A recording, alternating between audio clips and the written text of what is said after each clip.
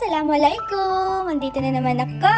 Another day, another vlog na naman tayo. Magluluto tayo ngayon ng mahabang proseso ng Indomie with rice. Itong mga sangkap ang kailangan nating hiwain. Kumuha ng kawali at lagyan ng mantika. Pag mainit na, ilagay doon ang manok at imekos-mekos lang. Katapos ilagay ang sibuyas at bawang. Ilagay na rin ang carrots at dahon ng sibuyas. Imekos-mekos lang natin lahat at ilagay ang dalawang chili at magi. Rugin muna bago ilagay ang Indomie. At pag mailagay ang Indomie, imekos-mekos na natin yan.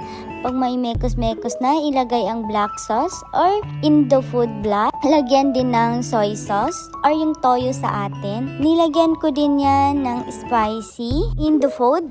At nilagyan ko na ng konting tubig. Pagkatapos malagyan ng tubig, ilagay din ang 2 cup ng white rice. Pag mailagay ang 2 cup ng white rice, imekos-mekos na natin yan. At pag mamekos-mekos na natin yan, hintay na lang natin maluto ang Indomie at ready to serve na po yan.